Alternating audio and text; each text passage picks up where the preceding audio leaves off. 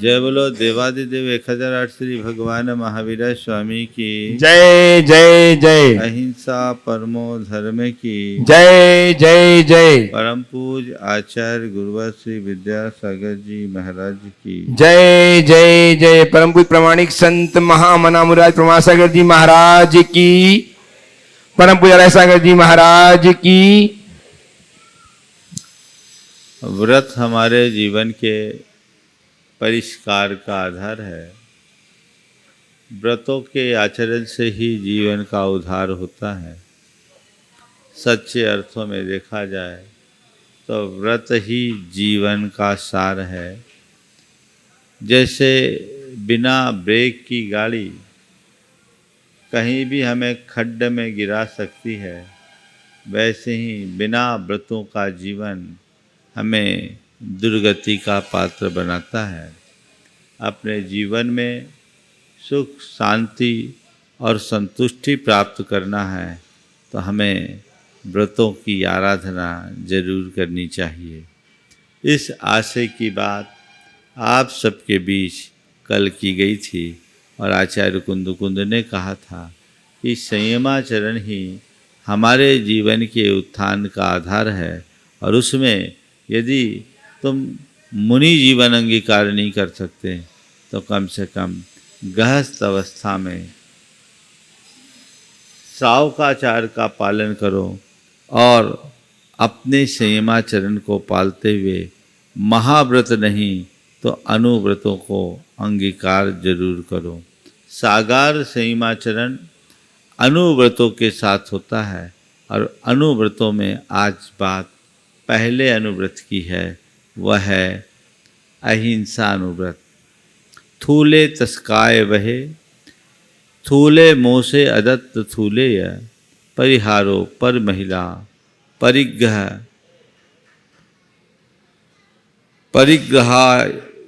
परिमाणम, परिग्रह का परिमाण। ये 5 अनुव्रत अगर अंगीकार करते हैं तो निश्चित तौर पर वह हमारे जीवन का उद्धारक होता है। पहली बात अहिंसानुव्रत की है। अहिंसा हमारे धर्म का मूल तत्व है, जैन आचार का प्राण है। हमारे जीवन में जो कुछ भी व्रत, संयम, आराधन है वह सब अहिंसा के आधार पर ही है, क्योंकि अहिंसा को परम धर्म निरूपित किया गया। बिना अहिंसा को आत्मसात किए हम अपने जीवन को आगे नहीं बढ़ा सकते। अब ये बड़ा महत्वपूर्ण सवाल है कि अहिंसा का अनुपालन हम किस स्तर पर करें। कई बार ऐसा लगता है कि हम गृहस्थ हैं, हमारे जीवन में किसी न किसी प्रकार की हिंसा तो होती ही होती। एक बार ऐसा कहा गया कि जल में जंतु है, थल में जंतु है, नभ में जंतु है, सारा संसार जंतुओं से भरा है, तो फिर हम अहिंसा का अनुपालन करें कैसे। जले जंतु थले जंतु सर्वत्र जंतुरेव च, जंत्वा कुले ही संसारो कथम भिक्षु रहिंसका। जल में, थल में, नभ में, सब में जंतु है। जब सारा संसार जंतुओं से भरा है तो यहाँ रहने वाला कोई भिक्षुक अहिंसक कैसे होगा? वो अहिंसक कैसे बन पाएगा? उसकी अहिंसा की आराधना बहुत कठिन है। कई बार लोग कहते हैं कि अहिंसा की बातें तो अच्छी है पर वो व्यवहारिक नहीं है, क्योंकि उसे व्यवहारिक जीवन में पाल पाना बड़ा मुश्किल है, क्योंकि जब तक प्रवृत्ति है तब तक हिंसा है और हिंसा से हम अपने आप को बचा नहीं सकते। तो अहिंसा का अनुपालन कैसे करें? बंधुओं, आज मैं कुछ बातें आप सबके बीच रखना चाह रहा हूँ ताकि आपको जैन दर्शन में प्रतिपाद्य अहिंसा का न केवल स्वरूप समझ में आए, अपितु अहिंसा के उस स्वरूप के साथ साथ अहिंसा कितनी व्यवहारिक है ये भी समझ में आए। हमारे यहाँ कहा गया, जीवों का मरना अहिंसा और अहिंसा का संबंध जीवों के वध और अवध तक सीमित नहीं है। हमारी प्रवृत्ति में यदि अत्याचार है तो हम अहिंसक हैं, और यदि हमारी प्रवृत्ति में अयत्न है तो हम अहिंसक हैं। हमारे द्वारा हमारे भावों के ऊपर ही सब कुछ निर्भर करता है। आचार्य कुंद कहते हैं, मर्दुव जीवदुव जीवो ऐदाचारस्य निच्छिदा हिंसा पैदस्य नत्थि बंधो हिंसा मित्तेन समिदस्य। जीव मरे या जिए, अयत्नाचारी को निश्चित हिंसा है, और कोई प्रयत्नवान है, सावधान है, सजग है, तो उसको हिंसा मात्र से कोई बंध नहीं है। इस बात को समझने के लिए हमें 4 स्तर पर बात को समझना चाहिए। एक है द्रव्य हिंसा, दूसरी है भाव हिंसा, तीसरी है जिसमें द्रव्य हिंसा भाव अहिंसा, और चौथी द्रव्य अहिंसा भाव अहिंसा। द्रव्य हिंसा किसी व्यक्ति के द्वारा किसी का घात होना, किसी प्राणी का घात होना, यह द्रव्य हिंसा है। भाव हिंसा किसी के घात करने का भाव होना, यह भाव हिंसा है। किसी को मारने का भाव आ जाना, ये भाव हिंसा है।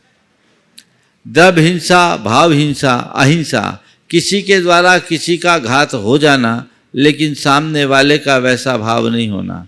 और द्रव्य अहिंसा भाव अहिंसा प्रवृत्ति में अत्यंत संयम रखना, जिसमें न किसी का घात हुआ और न ही घात करने का भाव है। इसे थोड़ा समझिए। द्रव्य हिंसा, आप चले जा रहे हैं, आपके पाँवों के नीचे कोई जीव आ गया, यानी घटना घटी, ये हिंसा हुई, ये द्रव्य हिंसा। भाव हिंसा, आपने किसी को मारने का भाव किया, आप चले, सावधानी से नहीं चले, आपके पाँवों के नीचे कोई जीव मरे या न मरे, आपके अंदर सावधानी का अभाव है, तो आप भाव हिंसा के भागीदार हो। आचार्य कुंद कहते मर्दु व जीवो ऐदाचारस्य निश्चिता हिंसा। जो अयत्नाचारी है वो निश्चित तौर पर हिंसा का भागी है। आपकी प्रवृत्ति में यदि सावधानी है तो आप अहिंसक हैं, और आपकी प्रवृत्ति में असावधानी है तो आप हिंसक हैं। भाव हिंसा के भागीदार बन गए। किसी को मारना मात्र हिंसा नहीं है, मारने का भाव रखना भी हिंसा है, और वो भाव हिंसा आजकल बहुत ज़्यादा होती है, जिसकी थोड़ी देर बाद मैं चर्चा करूँगा। तीसरी स्थिति है द्रव्य हिंसा भाव अहिंसा।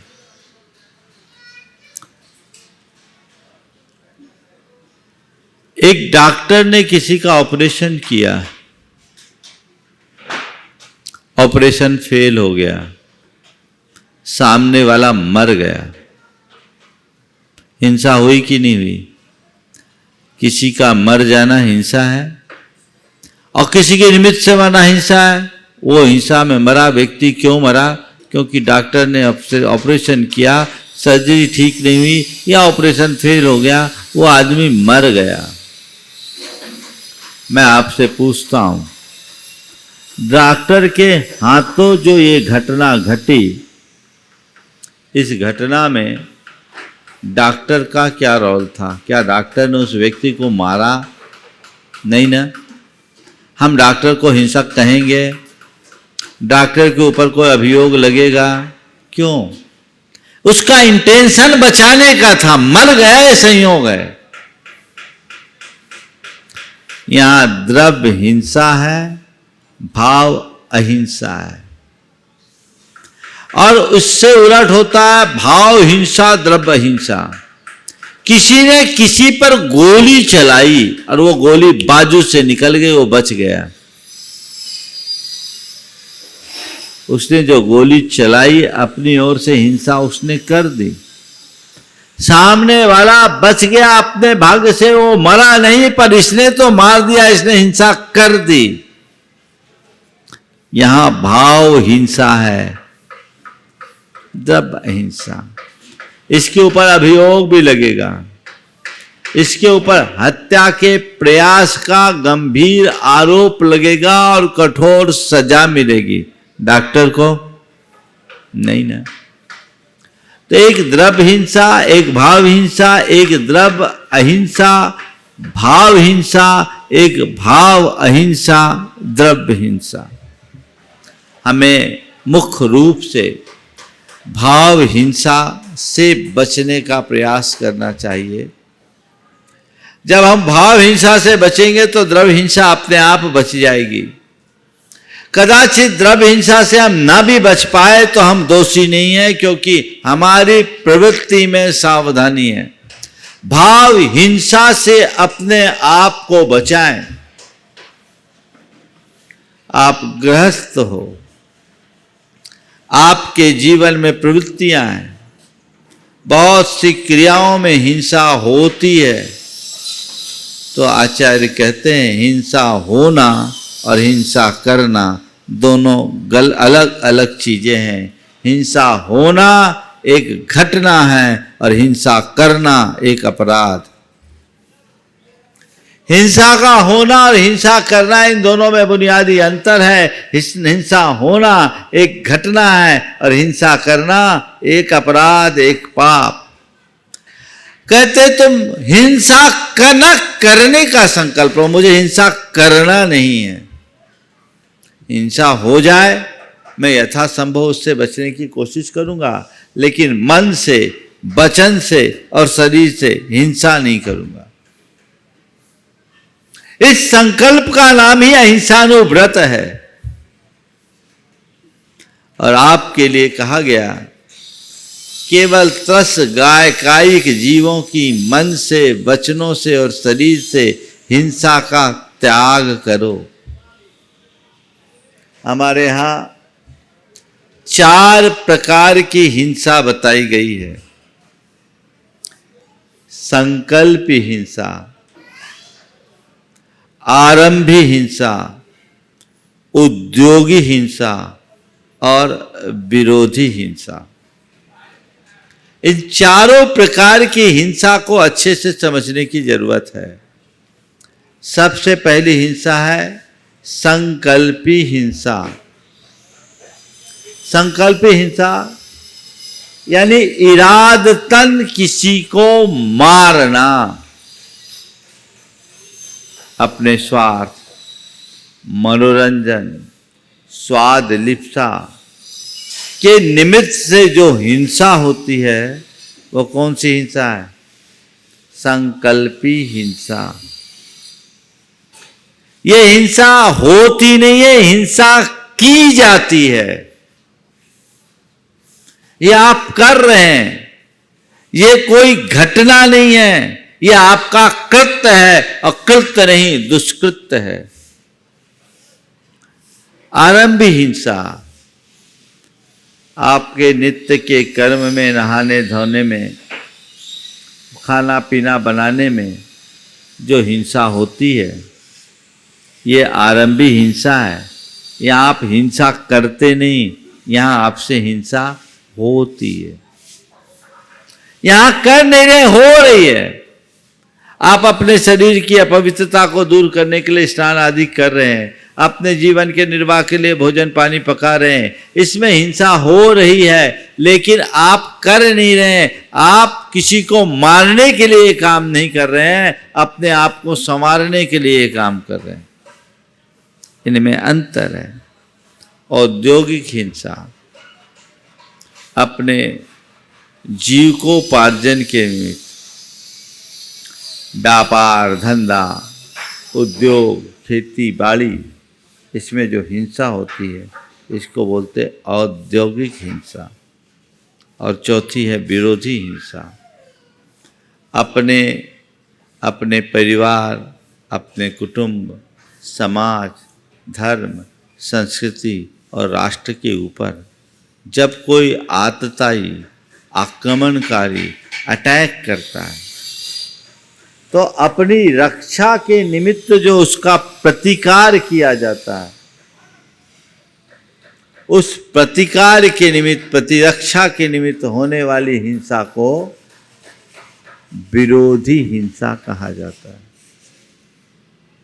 प्रथम चरण में आपके लिए संकल्पी हिंसा त्याज्य है, क्योंकि बाकी जगह आप हिंसा करते नहीं, हिंसा होती हो। बाकी जगह आप हिंसा करते नहीं, हिंसा होती है।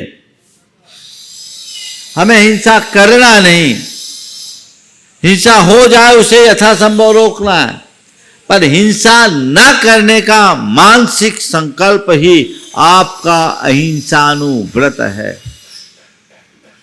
आप चाहते हो मेरे जीवन में अहिंसा अनुव्रत के रूप में प्रतिष्ठित हो,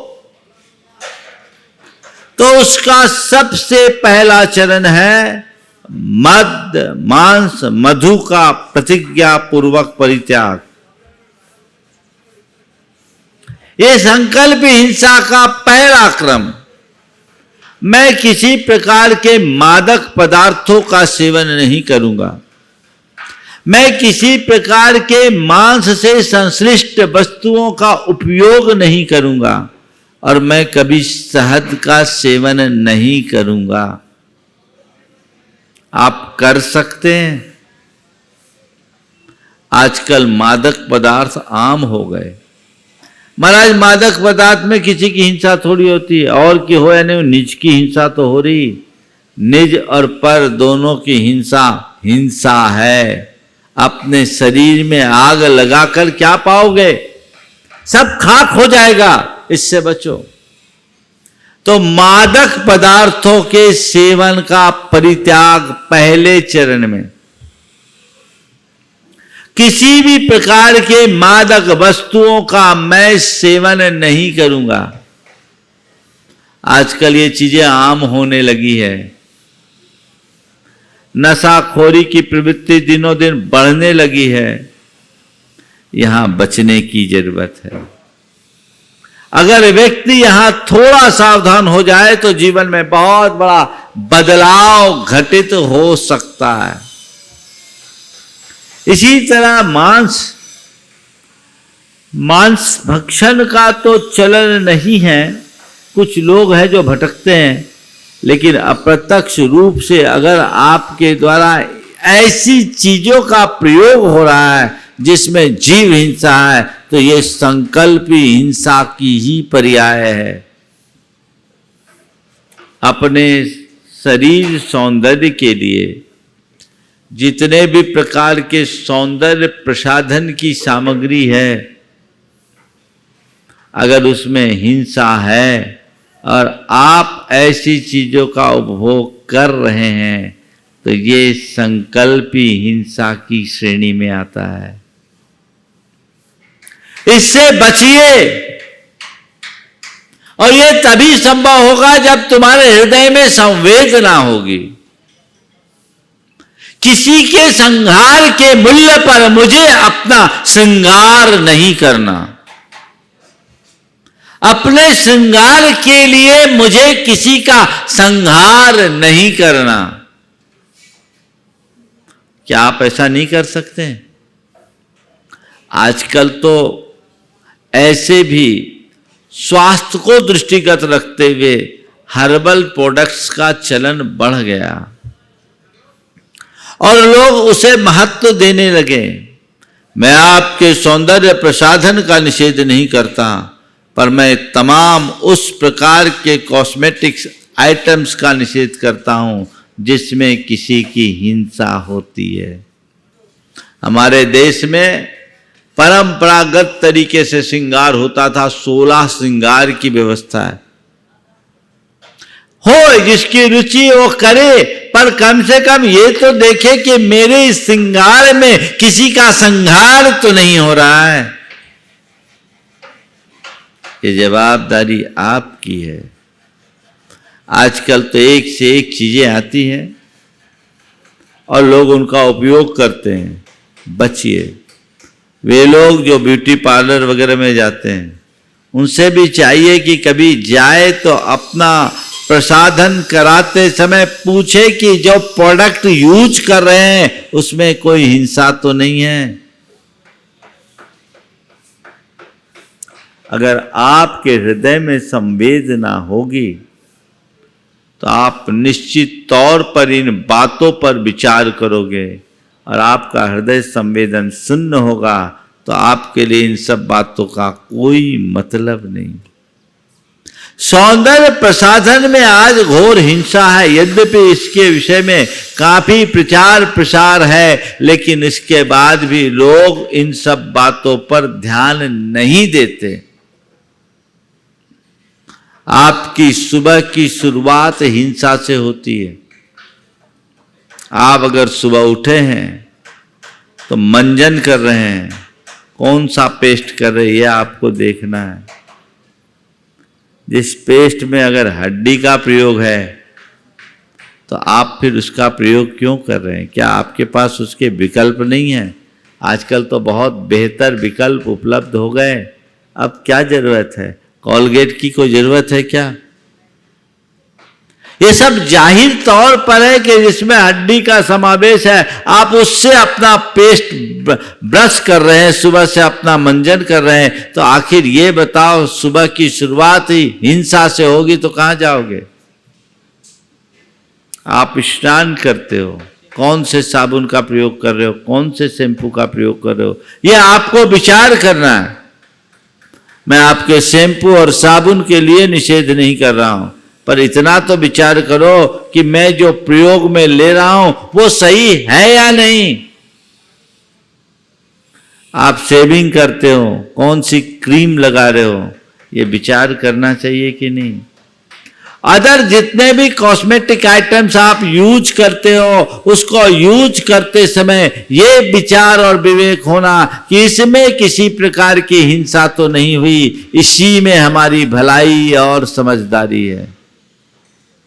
वो नित्य प्रति बने रहनी चाहिए, तभी हम अपने जीवन में धर्म को अपना पाएंगे।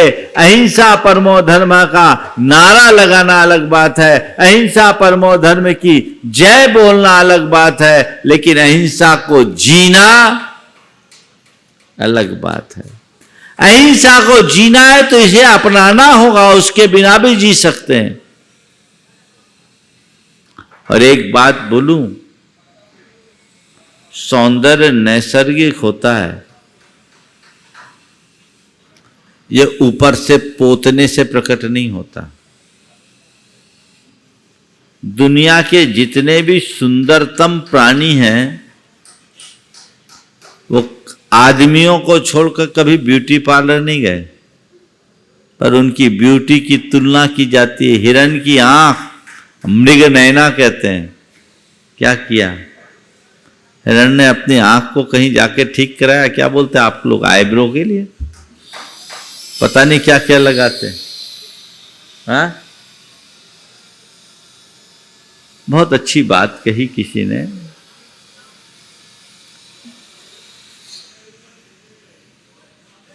जिसको कुदरत ने सजाया है, क्या जरूरत है उसे गहनों की। जिसको कुदरत ने सजाया है, क्या जरूरत है उसे गहनों की। देखो चांद कितना खूबसूरत लगता है बेगहने।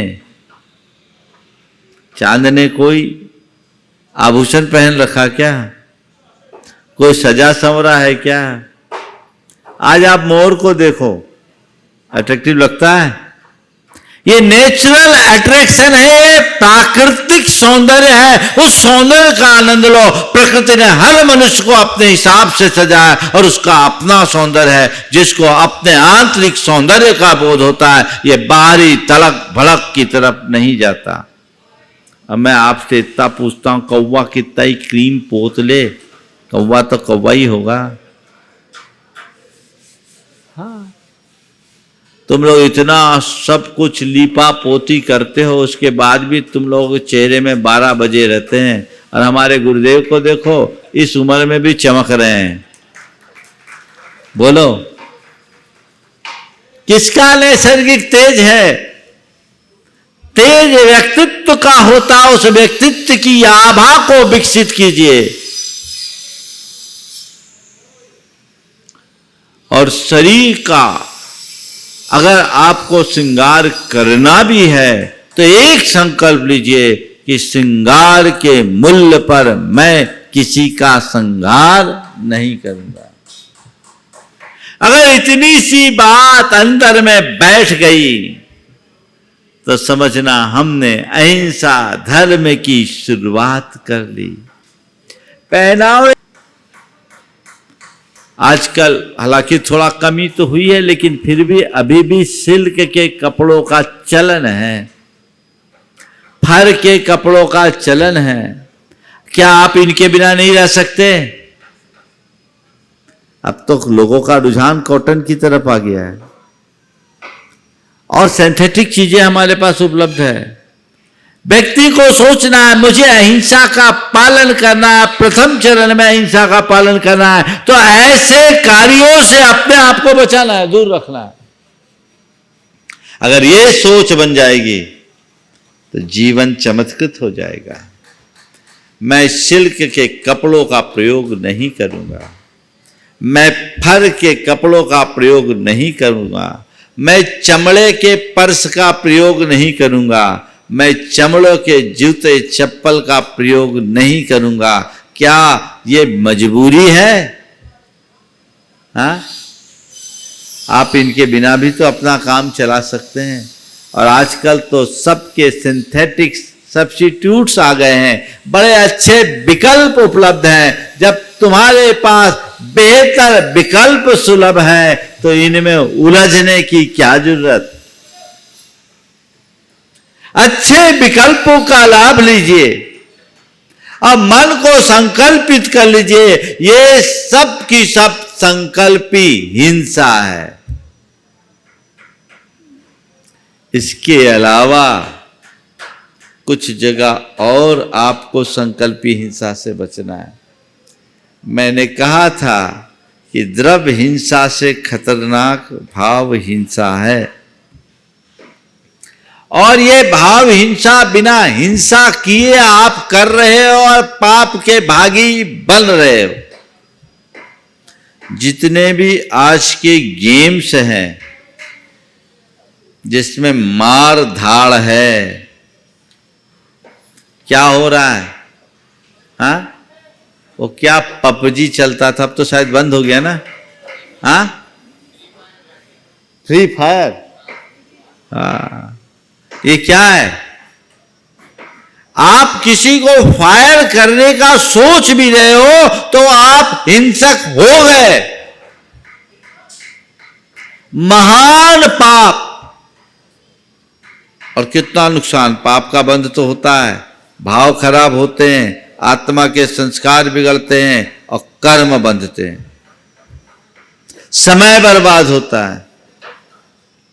ये संकल्पी हिंसा है। हमारे यहां शास्त्रों में कहानी आती है आटे का मुर्गा, यशोधर चरित्र में। उसने आटे का मुर्गा बनाकर उसे मारने का संकल्प लिया था, उसके परिणाम स्वरूप नरकगामी बना। आप लोग कितने प्रकार की भाव हिंसा कर रहे हो। मनोरंजन करो, पर मनोरंजन के नाम पर ऐसे साधनों का प्रयोग कतई न करो जो तुम्हें पथ भ्रष्ट करते हो, जो तुम्हें पाप के भागीदार बनाते हो। स्वस्थ मनोरंजन हो, ये सब गलत है। इसी प्रकार अन्य भी बहुत सारे निमित्त ऐसे आते हैं। जितने आप आज के टाइम में सीरियल्स देखते हो ना, उसमें आप देखते देखते भाव हिंसा के भागीदार बन जाते हो। एक खलनायक किसी युवती को छेड़ रहा है और नायक उसको पीट रहा है। आपके मन में देखकर क्या होता है? मारो, है ना। कई लोग तो अपनी भौएं तान लेते हैं, बाहुं उठा लेते हैं, है ना, ठोक भी दे, मन से तो ठोक दिया। वो तो जो पिट रहा है उसको भी पैसा मिल रहा है और जो पीट रहा है उसे भी पैसा मिल रहा है। तुम्हें क्या मिल रहा है? क्या मिल रहा है? ये हिंसा है। खाने पीने की चीजों में भी आपको हिंसा का पूरा ध्यान रखना चाहिए। आजकल एक सुविधा आ गई, हर प्रोडक्ट में ई नंबर लिखा रहता है, इमेंसी फेलो नंबर, जो भी उसका नाम है, ई नंबर बोलते हैं। उस ई नंबर को चेक किए बिना कोई भी प्रोडक्ट का सेवन न करे। अगर आपको दिखता है कि इसमें पशु उत्पाद है तो आप उसको न ले। एक बार जब मैं बोल रहा था तो एक परिवार था, उनके बच्चों ने कहा महाराज जी ऐसे तो सब चीजों में फिर क्या खाएंगे, कुछ खाने ही लायक नहीं बचेगा। नहीं, ये सोच गलत है। हम खाने के लिए नहीं जी रहे हैं, हम जीने के लिए खा रहे हैं, हम उनके बिना भी रह सकते हैं।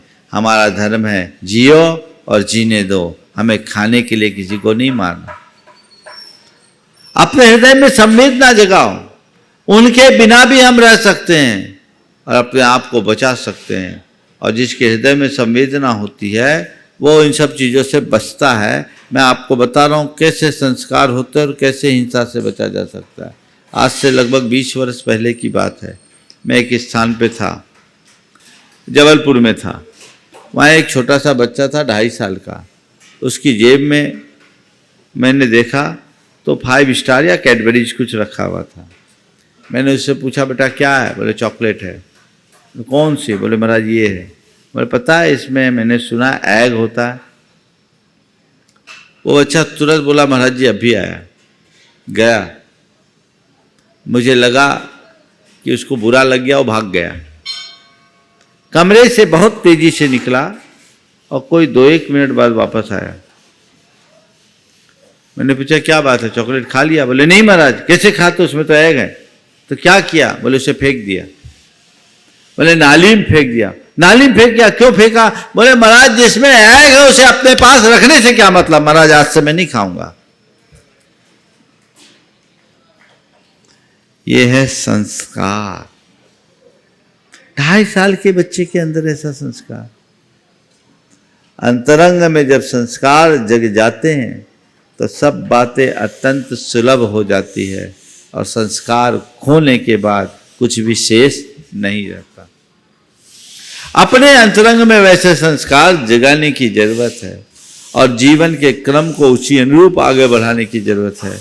तो हमें संकल्पी हिंसा से बचना है।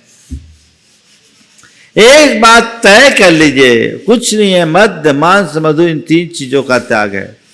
जिन चीजों में इस तरह की हिंसा की किंचित भी सावधान संभावना होगी हम उसका सेवन नहीं करेंगे। आप कर सकते हैं अनुव्रत अंगीकार करना। अरे थोड़ा बहुत तो चलता है, इसका मतलब तेरी अभी धर्म में सच्ची श्रद्धा नहीं है। धर्म की बातें करना अलग है और धर्म को आत्मसात करके जीना अलग है। धर्म के प्रति सच्ची श्रद्धा जगाओ और जियो। इस तरह से काम मत करो, तब हम कुछ अच्छा घटित कर पाएंगे। दूसरा है आरंभी हिंसा। आरंभी हिंसा नित्य की क्रियाओं में होने वाली हिंसा। ये की नहीं जाती, ये होती है, लेकिन इसमें यथासंभव सावधानी रखा जा सकता है। यत्नाचार। आप घर में बुहारी लगाते हो, मान लिया बुहारी लगाना आपकी अनिवार्यता है, लेकिन बुहारी लगाते समय आंख मूंद कर बुहारी लगाना और सावधानी पूर्वक बुहारी लगाना क्या दोनों समान है? तुम बुहारी लगा रहे हो तो कैसे लगा रहे हो? आंख मूंद के मत लगाओ, देख के लगाओ। हमारे यहाँ व्यवस्था रहती थी कि बुहारी लगाना है तो कहीं जीव जंतु दिखे तो कोमल कपड़े से उन्हें एक तरफ कर दें अथवा फूल बुहारी से एक तरफ कर दें। उस घड़ी भी रक्षा का भाव। और अब सीधे वैक्यूम क्लीनर से सबको उड़ा दो। ये प्रमाद बढ़ रहा है और जहाँ प्रमाद है वहाँ हिंसा है। मुझे एक सज्जन ने बताया महाराज वैक्यूम क्लीनर में तो प्रेशर में कई बार छिपकलियां तक खिंच के आ जाती। प्रमादी मत बनो, जागरूक बनो, सावधानी रखो।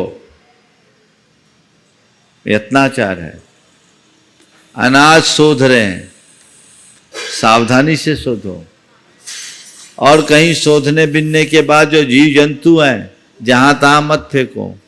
हमारे यहाँ कैसी परंपरा थी कि उसको रखना है तो ऐसी जगह रखें जहां छाया हो और किसी का पैर ना पड़ता हो, ताकि वे जीव अकाल में न मरे।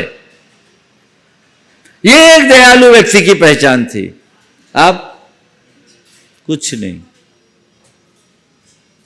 जो समझदार, जो संवेदनशील है, जो व्रतनिष्ठ हैं, वे सब करते हैं। और जो प्रमादी हैं वो चाहे जैसा करने लगते हैं। अपने हाथ से करो, यथासंभव नौकर चाकरों पर निर्भर मत रहो। उस हिंसा के भागीदार आप बनोगे।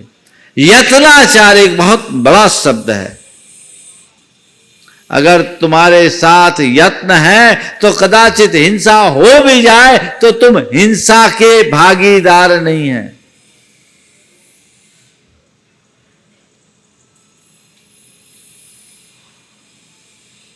समझ गए? हिंसा के भागी नहीं है, उसकी तरफ दृष्टि होनी चाहिए। वहां सावधानी रखिए। नहा रहे हैं, नहाना जरूरी है, पर कितने पानी से?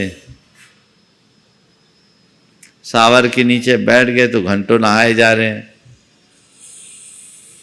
अगर तुम्हारे हृदय में दया होगी तो तुम कम से कम में काम चलाओगे। अपनी प्रत्येक प्रवृत्ति में यत्नाचारी बनिए, जिसमें कम से कम हिंसा हो, और घर में ऐसी स्वच्छता रखिए कि जीव उत्पन्न ही ना हो। उत्पन्न होने के बाद उन्हें हटाना तो बहुत दूर की बात। कई लोग बोलते हैं महाराज घरों में काकरोच हो जाते हैं, अन्न कीड़े हो जाते हैं, क्या करे? अरे पहले ही ऐसी व्यवस्था बनाओ कि उत्पन्न ही ना हो, और हो जाए तो यत्नाचार का पालन करो।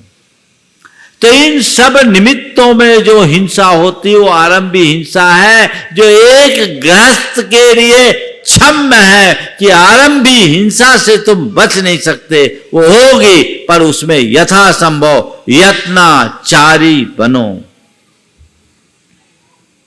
तीसरी हिंसा है औद्योगिक हिंसा, अर्थात अपने जीव को उपार्जन के क्रम में जो हिंसा होती वो हिंसा। अब जीवन है तो जीवन के लिए जीविका है, जीविका का चयन तो करना ही पड़ेगा, और जीव को उपार्जन का कोई भी कर्म आप करेंगे तो उसमें थोड़ी बहुत तो हिंसा होगी, कोई बात नहीं, पर उसमें ध्यान रखो। जीविका के मूलतः 4 आधार हैं: नौकरी, व्यापार, उद्योग और खेती।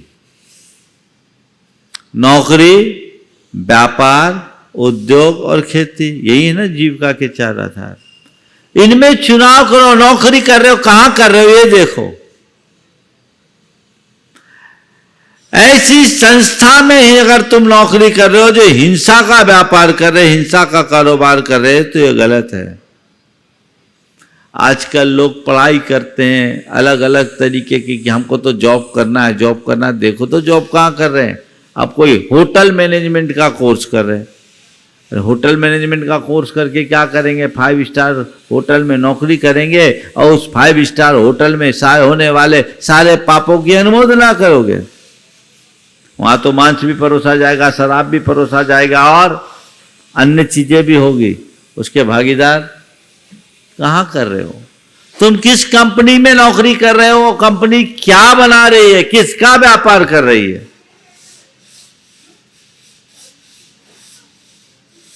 नौकरी करने से पहले सोचो कि मैं नौकरी कहां कर रहा हूं।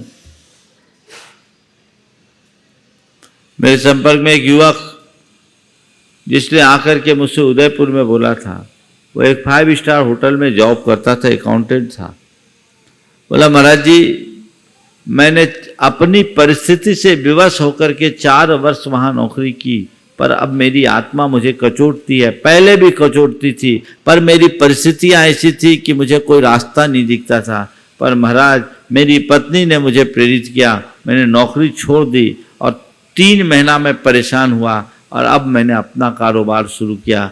महाराज, इतने दिनों तक नौकरी के क्रम में मेरे द्वारा जो पाप हुआ उसका मुझे प्रायश्चित बता दीजिए। जिसके अंदर समझ होती है वो इन सब बातों को ध्यान में रखता है। तो आप अपने बच्चों को पढ़ा रहे, लिखा रहे, नौकरी में भेज रहे हो, ये देखो कि वो नौकरी कहां कर रहा है। बचो, और नौकरी करते समय हिंसा ना हो। अभी 4 दिन पहले एक सज्जन का मैसेज आया, वो बैंक में जॉब करते थे और उनके ऊपर बड़ा पॉलिटिकल प्रेशर था एक फाइनेंस के लिए। वो फाइनेंस जो था वो पोल्ट्री फार्म के लिए था। बोला मुझे फाइनेंस करना नहीं है, मैं अपने हाथ से फाइनेंस नहीं करना चाहता कि मेरे साइन पर कोई पोल्ट्री फार्म खोले, मैं क्या करूं। दबाव था। उस आदमी ने 3 महीने की छुट्टी ले ली। अपनी साइन में मैं नहीं करूंगा। ये सावधानी, अरे महाराज ऐसे करेंगे तो कैसे चलेगा, ऐसा नहीं है। अगर तुम संभल कर रहोगे तो सब कुछ चल सकता है। तुम्हारी प्राथमिकता में अहिंसा होनी चाहिए। तो नौकरी करने से पहले देखो कौन सी कंपनी के लिए नौकरी कर रहे हो, वो कंपनी बनाती क्या है, करती क्या है। फिर है व्यापार। व्यापार कर रहे हो, काय का व्यापार कर रहे हो। व्यापार में हिंसा समझ में आती है, हिंसा का व्यापार समझ से परे। आप किस चीज का व्यापार कर रहे हो। व्यापार में भी एक तो ट्रेडिंग है और एक है सर्विस। ट्रेडिंग आप कर रहे हो तो चीजें हैं, उसमें तो लोग फिर भी ध्यान रख लेते हैं मुझे किस चीज का व्यापार करना है, किस चीज का व्यापार नहीं करना है। जिन चीजों में हिंसक उत्पाद है उनका व्यापार मत करो, उनसे बचो, हिंसा के व्यापार से बचो। मैं अजमेर में था, मेरा एक दिन का प्रवचन हुआ, धर्म और धंधा। प्रवचन के दूसरे दिन मेरे पास खबर आई, आपके कौन सा स्थान है, रणथंभौर जहाँ पड़ता, कौन सा एरिया, सवाई माधोपुर। सवाई माधोपुर से एक मैसेज आया एक युवक का, वो डाबर की एजेंसी थी, उसमें डाबर हनी भी बेचता था। उसने नियम ले लिया कि मुझे अब ये नहीं बेचना, हनी मुझे नहीं बेचना। उसने अपना सारा कारोबार बंद कर दिया। उस समय कई लोगों ने उसे समझाया कि तुम्हें नुकसान होगा, थोड़ा नुकसान भी हुआ, लेकिन कहा मैं इस नुकसान को झेल लूँगा, लेकिन अपनी आत्मा का नुकसान पसंद नहीं करूँगा। वो व्यक्ति मेरे पास आया और अब बराबर आता है। उसको 3-4 महीने तकलीफ हुई और आज उसका व्यापार पहले से ज़्यादा अच्छा है। उस चीज़ को उसने बंद कर दिया।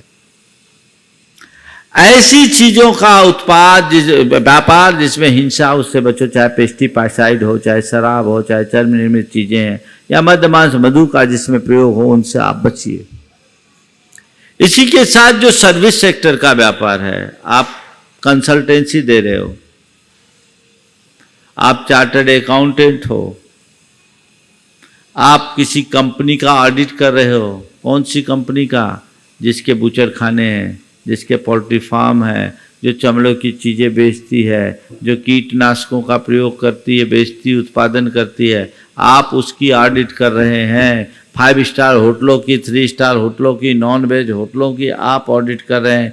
वहाँ आप अपनी सर्विस दे रहे हैं। भले वो केवल कंसल्टेंसी है, पर उस पाप के कंसल्ट भी आप ही हो। बचिए।